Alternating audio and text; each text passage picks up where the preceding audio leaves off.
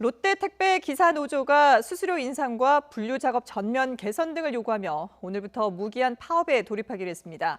이와 관련해서 기자회견을 진행하고 있는데요. 현장에 나가 있는 취재기자 연결해 보겠습니다. 박기환 기자. 네, 서울 복합 물류단지에 나와 있습니다. 예, 자, 뒤로 지금 롯데택배 기사들이 모여 있는 모습인데요. 현장 상황 전해주시죠. 네, 지금 이곳 택배 본부가 무기한 총파업을 선언하고 있습니다. 수도권 중심 물류터미널인 이곳에서 붉은 띠를 두르고 구호를 함께 외치면서 회사의 노조 측 요구한 수용을 촉구하고 있습니다. 파업에 돌입한 가장 큰 이유는 회사가 택배 개수별 수수료는 낮추면서 물량을 늘려 과도한 업무를 시키고 있다는 건데요. 노조 측은 지역마다 상황은 다르지만 택배 기사들에게 택배 한 개당 968원 주던 배송 수수료를 3년 동안 150원 가까이 단계적으로 삭감해왔다고 지적했습니다. 그러면서도 코로나19 사태 이후 물량 자체는 늘어나 업무 부담은 더 커졌다는 겁니다.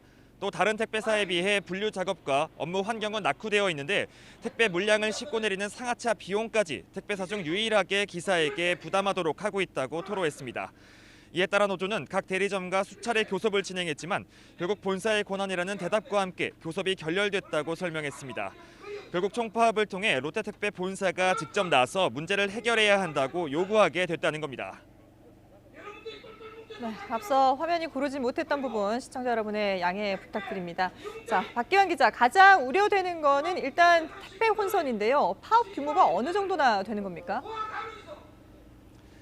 네, 일단 지역에 따라 상황은 다르겠지만 우려할 정도의 큰 혼선은 없을 것으로 예상되고 있습니다.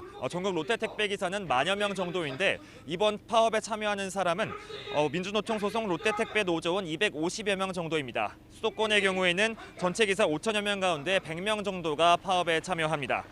파업에 참여한 기사들은 비노조 기사들을 상대로 함께 행동해 줄 것을 요구할 예정인데요.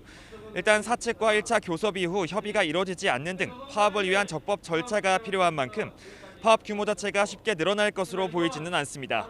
회사 측은 전체 기사의 2.5%가 파업에 참여해 문제가 없을 것으로 전망된다면서도 소비자 피해를 줄이기 위해 지역별 인원 조정 등을 통해 배송에 차질이 없도록 하겠다고 말했습니다. 노조의 요구안에 대해선 상하차 비용 부담 등 문제는 개선할 예정이라고 설명했습니다. 다만 수수료 삭감은 애초에 없었다면서 물량이 부족한 대리점에 지급된 지원금이 물량 정상화로 줄어들었을 뿐이라는 겁니다. 일부 요구안은 수용됐지만 핵심 요구 사안인 수수료와 지원금을 두고는 사측과 노조가 한동안 대치할 수밖에 없을 것으로 전망됩니다.